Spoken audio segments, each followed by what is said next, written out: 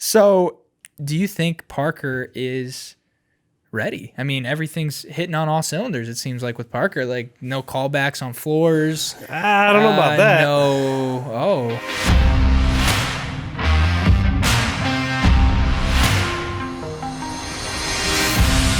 And welcome back to another episode of When I Grow Up, where we are still following the story of Parker McGee, who dropped out of college in hopes of becoming a TSR concrete coatings partner, the largest residential concrete coating company in the nation and on the planet, undisputed champion of the universe. You already know.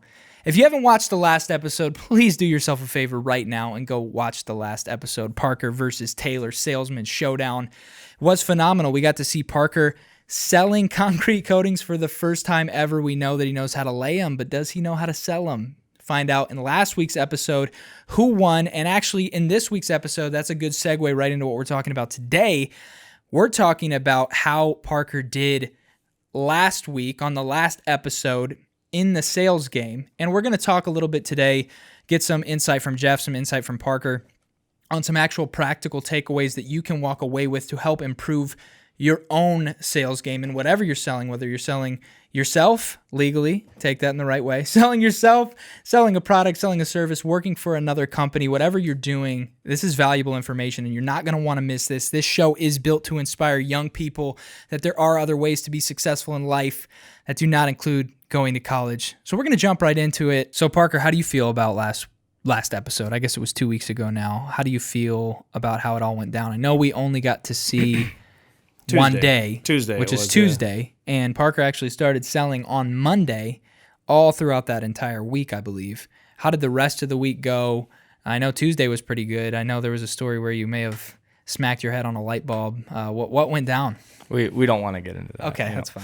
No, but a few things, the first thing I'd like to say is, it's not as easy as what people make it out to be. I know a lot of our, production members, want to say that the salesmen make all this money and do all that. But at the end of the day, we already talked about it's kind of proportional. You're spending a lot of time, a lot of effort. And like you said, there's a lot of highs and lows. If you go a day without selling anything, you're going to go to bed, man, I didn't make any money today. And that's kind of hard to wrap your head around. You can go and lay a floor. You got paid. Yep, exactly. Every day you're showing up, the job, you're going to do it, and you're going to go home and you're going to have money in your pocket, which is, always a good thing. As far as the sales went for me, I know Wednesday we were talking about kind of zoning in my sales pitch, and actually Wednesday, I went 4 for 4. So that was pretty exciting, for me. First day going perfect. I'm a competitor, that. So yep. That was awesome. Maybe had to talk a little crap to Taylor after that day, but how often do people go 4 for 4, Jeff? Is that happen all the time? Something you can expect? I would say, we have a lot of sales members here because we cover a pretty big geography, but to bat 100 for the day is, I would say it's pretty rare. So it's not something that you expect out of people to get every single appointment they ever go to? No, actually, my expectation is really simple. I give everybody, we try to give everybody 5 appointments a day, based on our appointment flow, that customers coming in, but we give 5 appointments a day. And I always tell all of our sales reps this, and I think I've even told it to Parker. I said, if I give you 5, 2 of them, there's no way in hell you're going to be able to sell. Not a fucking chance, because it's probably a municipal, school, some project that's going to require multiple decision makers. 2 of them you absolutely should sell. They've heard about us, saw us somewhere. It's a residential homeowner.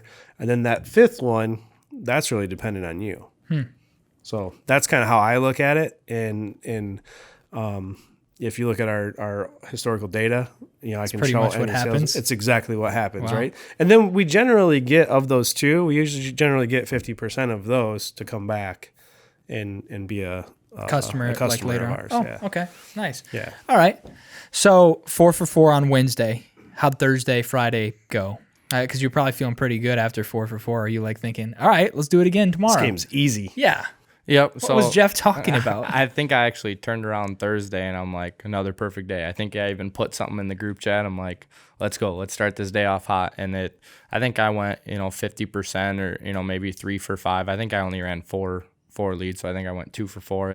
It's better than the Grinding with Gear stats that we saw on the Grinding with Gear YouTube channel. Shout out to Grinding with Gear. We even have more followers too. We were have literally more views. watching. I haven't touched that in like 3 years. Just so you It's guys still know. legendary content, though, Jeff. We used the content, applied it that day, and Parker came out with the check. So I sat down Sunday night before the sales runs, and I was just taking notes on Grinding with Gear and how I should close these. There's You only should've like been- 2 videos of you actually talking, though. But in a previous life, when I was the sales manager, there would be, and I'm glad they weren't recorded. It's a different time and a different era, but chairs were being thrown, tables flipped, people fired for no reason, some for reasons. Parker, you better be glad you're in 2021 right now. Yeah. But luckily, I'm 35 and have calmed down over the last, over the last 15 years. So That's great. So Parker, I'm hoping to hear a lot from you in this episode because now that you've mastered the sales game, we know that you're good at talking. So no excuses for not talking as much on the podcast anymore. Was it better for you? What was in your head when you were actually thinking you were going to go into the sales game? Did you think it was going to be harder or easier? We touched a little bit on it last time, but after now having gone a week full of sales, was it harder or easier? I know on Tuesday it was probably a little more fun because you could come back, eat Mexican food, chill with the camera crew. And then the next couple days you're alone. Do you prefer laying floors? Do you prefer sales? Does it matter? Do you care? No, I think I like them, both equally.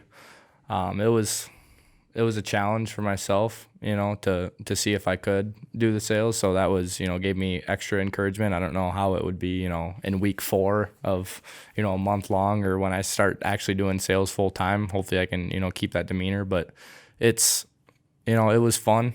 I look forward to doing it again for sure. That's awesome. And Jeff, we were talking a little bit before the show. Why are sales so important to the business? Well, especially when we start a new location, I'll use like Arizona, for instance, when we go out there, is that like what Parker did, and, we'll talk about Taylor here a little bit in a second, but Cool. What Parker did was Parker actually created jobs, right? So I don't really like to talk about like the revenue and all that, but the thing that I think people need to understand is that when he goes out and he makes 12 sales, he actually produced enough for one crew to get 40 hours 3 weeks in a row. And he did that in 1 week. Wow. Right? So what does that mean? Taylor had 12 sales as well. A few of them were callbacks. So Parker did actually win the contest for the week, but combined, the two of them put up 24 sales in 1 week, creating 6 weeks worth of work in 1 week. Wow. So what does that mean for us, right? As a business, we have to hire people, right? We have to put on more trucks, more trailers, and these kinds of things. So it's, for me, it's now I'm chasing, right? They got the head start and now I got to come in behind them, and we have to honor that, what we said we would do and get these projects installed. So which are already on the calendar, and we've taken care of nearly all of them. But that was 1 week, right? Now we got to keep building and keep building and keep building behind these guys. If they're selling like that consistently, that's creating a lot of good paying jobs for a lot of people. Yeah. So we're excited about the growth. I mean, TSRs, literally from day one, we've been growing exponentially, right? So, for people who don't know, we actually just took a merger, acquisition, partnership, whatever you want to call it, with Legacy Concrete Coatings. Shout out Legacy, Luke, Dave, and Brad. So me and Tyler's new business partners up there. So we're super excited about that. So they're running 4 trucks and trailers, and so we took an equity stake in their business because we see a lot of potential in them, and they really fit the mold of TSR on what we're about. And so, we're excited to work with them, and we're going to watch them grow and help them grow from 4 trailers to 8 trailers to putting an office in Wausau. And it's the same thing with Madison, right? So now you start with marketing. Yep. You get the appointments, which he went and ran. You have the sales, and then you backfill and you fill in behind that, and you keep going based on their thing. And so, one of the things that's unique about TSR and what Parker has seen over the course of the last 9 months is that everything we do has a system and a process, and it's more importantly, and why we're better than everybody else. And I say this with utmost conviction, undisputed champions. Yes. Our systems are replicatable and repeatable. You actually have systems on how to put spigots on your buckets, videos on how to show people how to do that. Yeah. Like all the way down to the little minute how to build out a trailer. Well, it's impressive. It's one of the reasons why, I don't think that Legacy would even have considered partnering with us if we have our shit together, right? And so what's happening is that other concrete coating companies in various territories are saying, look at how these guys have grown, right? I want to do that. They can show me how to, if I'm at 4 trailers, and don't get me wrong, they're doing fine. They would have gotten to 8 trailers. Maybe not this year. Maybe they would have. Who knows? But what they saw in us is they said, these guys can take us from 4 to 8 like Quickly. that. Yep. Right? That's awesome. And that's the goal. That's the ultimate goal. And so that's what Parker's, helping Taylor do in Madison before he goes to Austin. Because now Parker's going to know when he gets down to Austin how to replicate exactly what we do. Yeah, that's cool. Does it make you feel more confident knowing that you're going to Austin, knowing that like if you got a salesman that calls off, you're running the leads. If you got a tech that calls off, you could fill in and go. I mean, that's not the goal, but knowing that you can do those things, like I can go sell it, I can go lay it. Like I'll sell on Tuesday, I'll lay on Wednesday, and back and forth and back and forth. Does it make you feel more confident knowing that you can do it if you need to do it and the business won't close down, even if you have to work 80 hours? Yeah, no, it helps out a lot. To my knowledge, Jeff and Tyler don't have a private jet, so they probably won't be there overnight yet. So I told Tyler, if we ever buy a helicopter or a jet, I'm out. That's how rich people die. So no, I'm gonna, that gives me some confidence to, figure it out. If something does go south, I can step in and take the place of that whoever was out and fill it to the best of my ability, which is, hopefully as good as theirs. So production. So you can lay a floor and you can close a lead.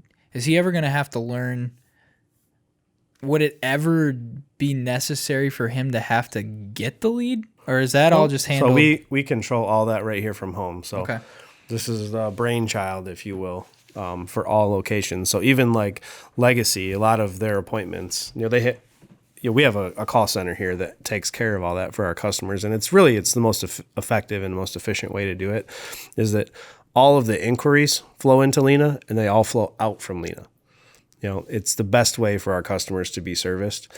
And each one of the reps is assigned a market and they know and they interact with that particular individual. So like when Parker goes to Austin, when Parker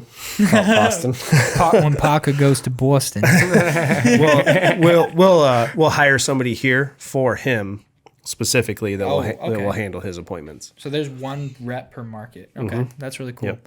I think you were talking about that when Josh Smalls was on the episode. You were talking about how they don't have to really generate their own leads; they just have to close them and do them. Yeah, what I send you, you have to sell, and what you sell, you must install. It's pretty simple. Again, wow. Replicatable, repeatable. Jeff, somebody's gonna find that like on an old like tablet, like in 100 years from now, and it's gonna be like just gonna be ancient wisdom. What I give you, you have to sell. What you sell, you must install. Jeff Gear. Yeah. The ancient scrolls. Anyway, so do you think Parker is ready? I mean, everything's hitting on all cylinders, it seems like, with Parker. Like, no callbacks on floors. I don't know about that. Yeah, I don't know about that. So Parker has had pretty much an immaculate track record up till this last week, where he's had 3 callbacks on floors. I don't know if he's excited about sales or what, but he's had 3 callbacks on floors in the last week. So some of that it actually is my fault. So we our new product line that we brought in for base coat, the temperature setting on it it's a little fast. And so, Parker told me that, the guy, his second, Sean, is Cap. He doesn't work fast enough, which was part of the problem, right? So the material sets off really fast, and so she said Sean just couldn't keep up. So it's it's nothing that can't be fixed, right? But it's with faster crew. With a fast. Once we replace Cap, I think we're good. Sorry, Sean. He's in the room right now. We're sorry. It's already been handled. Yeah. But I think that we'll get them fixed, and it's not a big deal. But I will say I was frustrated. So there's a difference between a callback on a sale and a Big difference. callback on an install. Yeah, callback on a sale is great because that means it was somebody that was interested that we went and gave a price and a presentation to, and they called back and they're like, hell yeah, let's go forward. Callback on a production side is really shitty because it's like it's tough because that's we did a job. We got paid for a job. The guys got paid, and now all of a sudden there's a problem with it, and we got to go back and fix it, right? And it's exponentially harder this time of year because we are so busy, right? Because we're just kicking our season off. Like April 1st is the unofficial like pedal to the metal time for us, and we literally stay hammer down busy until December 15th. Wow. So, We actually kind of just talked about this too with all three of our crew members. I hate the perception of like, you get that the homeowner has a perception of you when you come back and they're like, wow, these kids had no idea what they were doing. And it's like, you just hate that feeling of, The walk of shame. Yeah. I don't know. It's, not a good feeling. One you get excited for in sales. The other, you just don't want to pick up the phone or answer the email when he messages. So. well, and I handle all the service calls now. So You personally do? I do, yeah. Yeah, I have been for a while because our warranty is very specific. It's lifetime for peeling, chipping, delamination, and UV stability, right? It doesn't cover cracking. So our coating doesn't crack your concrete. That would be The only reason that the coating would crack would be why, Parker? Structural And the damage. And the concrete has separated from itself, so right? the concrete cracks. Concrete the coating. cracks, and then it cracks the coating. And the coating's flexible to a certain degree, but at a certain point, it will eventually break if it moves far enough. And so, some customers can be a little unreasonable, and I would say they can be unreasonable, but they can also go to a point where they just absolutely disrespect my staff to a point that that's kind of embarrassing, right? Because I'm like, you have grown adults talking in a way, to these girls that, they like want to quit. Oh, wow. So I handle all that now. I'm like, I was actually joking with Sarah. I had this one guy who's like from Dubuque that was just like cussing me out on email, and I'm like, that clearly states in the warranty that portion isn't covered. And he's like, yeah, I know. It's not, and I'm like, I go, Sarah, this is why the girls in the office sometimes this is a Sunday night and this guy's swearing at me in the email, and it's funny now, like I can handle it. Right. Yeah. But I don't want my staff subjected to it. So I filter through them and I come to some type of agreement. We set a date to go fix it or whatever the case is. And services are always a point of contention, right? I kind of wish it was like plumbers and like HVAC guys. Because literally, anytime they come to your house, $250, no matter what it is, even if it's their fault, $250. Union. Well, I mean, seriously, right? Yeah, everybody expects people in the home improvement industry to do everything for free, right? And there's no service charge or whatever, and it's like that's just really not the way that it works. And Shouldn't be, no. And so what I found is that it was like wearing our girls down. Like they were like, I can't deal with these people, and I'm like, I get it. I'll handle them. It's nothing like in Parker. I've been like sending them to him, the ones that are in his area, and I'm like, you got to handle this, bud. Really? Yeah. Oh, wow. How have you done with those? I have another one Friday. I checked one out, today. And we already redid, one. We did a double job one day because we messed it up, and that was, kind of the walk of shame we were talking about. It was just, we fixed the guy's floor and haven't heard from him since. So hopefully that's some good news. But hopefully, he got the floor he dreamt of having. So Yeah. Well, and the one today was actually it was a front stoop patio where literally the corner of the concrete like gave way, right? Like that's not coating problem. That's a concrete problem. Well, and fortunately, she was, pretty reasonable too. When I walked up and I was like, unfortunately, we can see your rebar and your concrete. Like that's not normal. our Yeah. our fault. And she's like, oh, no, I get it. She's like, this literally looked terrible before you guys got here. She's like, I was surprised you got it fixed. And I was like, so there's, you're going to have reasonable people and you're going to have people that are unrealistic. And we were reasonable too. I told him to tell her, like, when she gets if she pours a new front stoop, rather than being out the money for the coating, I was like, if she pours a new front stoop, I'll come recoat it for free. Wow. That's good the business. thing is that there's, if you're reasonable, obviously we're going to be reasonable. If you're unreasonable, you don't want to see that side of me. Just move on to the next customer. Yeah. Let's just say that. But these are all things that he's going to have to deal with when he gets to his own location. When is that going to be? Are you feeling like he's comfortable? So we're feeling like towards the end of August, early September. Okay.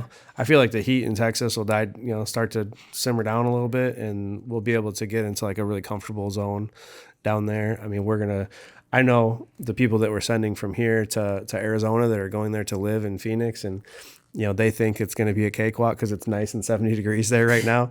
I mean, it's going to go to 120, and then we're going to see how much they love their life, So, Yep. Because it's going to be tough in June, July, and August for them. Oh, for sure. Parker, do you have any advice for the listeners on selling? Because selling is something that you do with everything. Like if you're in a job interview, you're selling what skills you have, or even if you don't have skills, you're at least just selling like, hey, I'm a teachable person. I can learn something. You're selling yourself. You're presenting yourself in a way. Or if you actually have to sell a product or a car or a floor, have you learned any valuable information that you didn't know before that you would pass on to our listeners? I would just say be personable. The first thing, I went out to Chicago and met with our owner out there, Derek Gibson, super cool guy. He actually told me, he's like, I always tell my salesmen, the first 5 minutes you're in that customer's home, don't even mention anything about the coding. He's like, talk about, you can find commonalities between, anything in the home. They got a sports poster, you can say something about that. They got artwork, they got hundreds of different things. You can find something that you like and they like, and match that up and have a good conversation before you actually talk about their floor. And, you're going to become friends. And some of them you might actually even contact later because they're going to, you like golf. And I actually had a guy talk to me about, we got, talking about golf. And he's like, well, we need to hit the course sometime. I'm like, let's get this garage floor done and I'm ready. But there's a lot that goes into that, right? So like to add to what Parker is saying is a lot of people are like, well, just give me a price over the phone, right? Yes, right? We get that like all the time. Well, one, we want to see what we're getting ourselves into, right? Because even sometimes when these guys go and sell things, if they don't have the production side experience like Parker does, they can get us into a whole hornet's nest of things that we don't even want to deal with, right? And so like 95% of the public doesn't understand that like we want to see it first. Okay. The second half of that is what Parker was just talking about, is we want to make sure that the customer is a good jive for us, right? Like there's a good vibe there, because we turn down just as many jobs as we accept. Wow. So that's pretty important, is that the customer is somebody that's reasonable to work with, or just like, well, nice to work with? If Parker goes to a job and he doesn't feel like he could meet the expectations of that homeowner, why sell it? Yeah. I always check our, like, what we hashtag, right? And I saw the other day that TSR Nation is closing in, the hashtag TSR Nation is closing in on 10,000 posts. Wow. So for me, it's more like I want our customers to feel like they're a part of TSR Nation, and that, they have this floor, and that we're a great company, and that Parker was a great sales guy, and that they love our installers, and we met their expectations. It's not about going to get as many sales and as much volume as you possibly can. Yes, that's a side effect to building a solid brand. Sure. Right? And accepting the right type of customers who you're going to do a good job for, meet their expectations, and then refer you. Yeah. I feel like a lot of people are afraid of sales, or like a salesman is almost like a bad word. Like people don't want to call people salesmen. Like, oh, our production, or what do they call them? Like in-home design consultant will come visit you. Like they're like burying the word salesman, because I feel like there is that like, Have you ever heard the phrase or the saying, like, you could sell ice to an Eskimo, or you could, sell sand to an Arab? It's like, that's not selling. That's being That's a lying. crook. That's lying. It's like, you're literally, if you're selling somebody something they don't need, that's robbery. It's being a crook. It's not actually selling. Selling is like adding value to people, right? Well, yeah, and when it comes to like price and presentation, and Parker can tell you, he has very little discretion on it. It is X. His iPad tells him when he types in the square feet and the damage and everything that he's going to need to do. He doesn't get to choose. Right. It tells him. That was, I actually listened to that podcast you sent me the other day, and they were kind of asking the guy, he brought on this, this famous salesman, and he said, what do you think of when you think of, a professional salesman versus when I say salesman? And they kind of talk about the differences, and, one in the professional salesman, they're like, well, he's educated, he knows all this, blah, blah, blah. And then he's like, the salesman, this is just kind of your BSer on the, selling a car that, know's got the oil leak, but they're still going to tell you it's a good car. And fortunately, we don't have to do that at this company. I always tell people, if I could, coat my back patio of wood without getting yelled at by the apartment complex, I'd do it. But, we're not in a position to coat any concrete, but I would love to, have this in my house one day. So you're selling something you actually believe in. That's an actual good product. So people really shouldn't be scared of sales, because I think in that same podcast you're referring to, they talked about the enemy of a sale is not a no. The enemy of a sale is a maybe. It's not a no, because if it's a no and you can't actually help these people, then you shouldn't try to force them to buy something they don't need. But if you walk away with somebody saying, yeah, we'll call you back, like maybe we'll think about it and talk about it. What is your take on that? Is that kind of? I think that's complete bullshit. Okay. And I'll back that up on why, right? So like 25% of our sales come from people who say maybe. Okay. And here's why. Okay. It's our goal when we come to a sales appointment. Call it a sales appointment because that's what it is, right? They're gonna say yes, no, or maybe. I think that in really in the last 2 years, the game of sales has changed, because there is none of this, one call. It's not this one call close. You have to sign right now, like that kind of like it. No, it's not that way, right? 25% of our sales come from somebody that's like, yeah, my wife's not home or my husband's not home. I like what you have. I can take a picture of a couple of colors and we can move forward. But here's what we did as a company to be exponentially smarter than everybody else is we said, okay, well, when you are ready, Joey, we've already got all your pictures. We've already sent you a proposal. We have all the documentation that we need so that when you are ready to make a decision, we can be there for you and we can just send you a digital contract with a DocuSign. That's phenomenal. I feel like a lot of people don't have that in place. And you said that's 25% of your sales. Is that somebody that didn't agree on the spot, but your processes allowed them to become a customer shortly after? So what does it take to set those up? Oh man. Go ahead and give me a call. No, I'm just kidding. But it's 815. It's really hard. Right. It's not it's taken 5 years to get to the point where we're able to just, flip the switch and be able to make that happen. So going back to Legacy, what did Legacy see value in TSR? They were like, holy shit, you guys, have all these processes in place. Like it's turnkey for them. I literally, my pitch to them and to us, their pitch was, hey, we're ready to go, right? We're hungry. We want to do this. And my pitch was like, okay, well, I can flip 4 switches and you guys can have access to all of this stuff. So that's phenomenal. So for our listeners, I know we're getting close to our time. For our listeners, is sales, now that it's not this dirty, sleazy game, is sales a good career path for somebody who may not want to go to college? But is personable and actually enjoys, working with people? I think it's a fantastic career, but you have to treat it like it's a career. I've seen a few guys, more than a few that I care to admit, that had really great opportunities, even a few guys here that had great opportunities in front of them, treated it like a job. not like a career. What's the difference? Well, some guys don't get back to customers, right? So I allow these guys to put their cell phones on their business cards and on their contracts and things like that. There's the company numbers on there, but they developed the rapport with the customer, right? And so a lot of times a customer, if you know exactly when somebody's treating it like a job, when the customer's calling the office saying, hey, I called Brian or I called Brad and they're not calling me back. And I'm going, well, that's weird because that guy wants to purchase from us and he's not because you're not smart enough to call him back.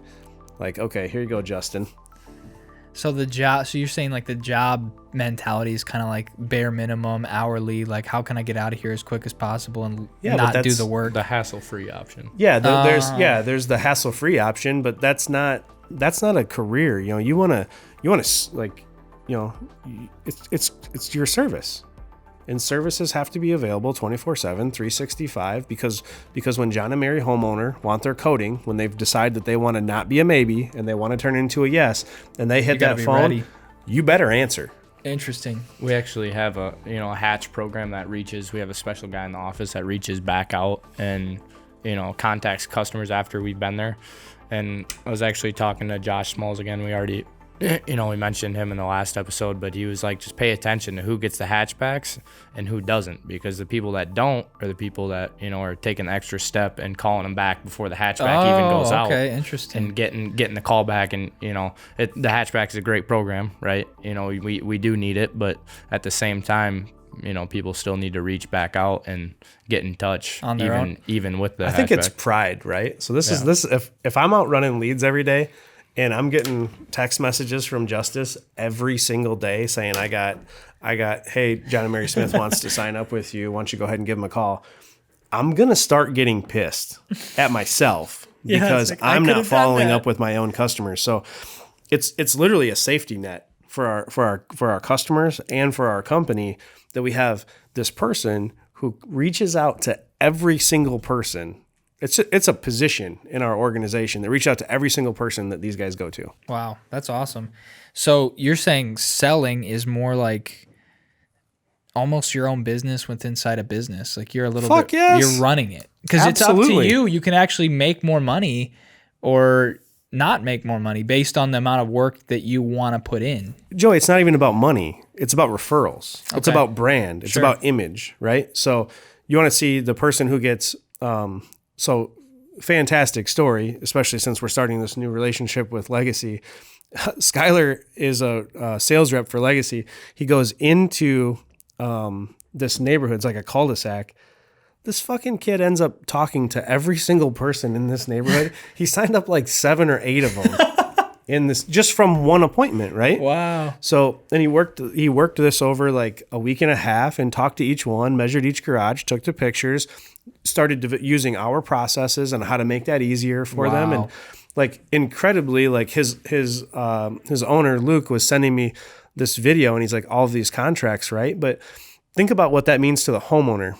Super streamlined process, and for the sales guy to not have to handwrite every contract, everything's digital. It makes it so much easier. And so for Parker, like he can go into all of these subdivisions in Madison and meet with these homeowners. And there's quite a few of them that are being built, right? I mean, you and Cap are driving around, you see it's booming up there. Yep. And he can make one sale. And I promise you, if he does a good job, and then Cap does a good job coming back installing it, he's going to get at least one more. Wow. That's phenomenal. All right, folks. Well, I think this is a good place to wrap up the episode. Thank you so much for sticking with us. If you want to go back and take some notes on some of this phenomenal sales messaging that we're learning, we've learned in this episode that sales doesn't have to be scary or mean. You don't have to actually be aggressive and always just be like at people's throats to try to close the deal. You can actually make a career out of selling something to someone that they actually want. You create value for them. They create value for you. You create good jobs for people, and it just keeps going and going and going. You don't have to be weird about it. You guys have any closing thoughts to leave the people with today? It's your podcast, Parker. Yeah, Parker. this is a good podcast for everyone. I got a lot of buddies that are studying business and, sales and different stuff like that. There might be opportunities for you and, that don't include college. So don't always, just lean back, kick the feet up and have fun every weekend. If you want to get started now, I mean, there's always options. There's always people looking for people to sell something for them. So I think that's probably true. All right. If you're looking for a job, TSR is hiring in Madison, Wisconsin. Good people only. Thank you so much for watching, and we will see you all on the next episode.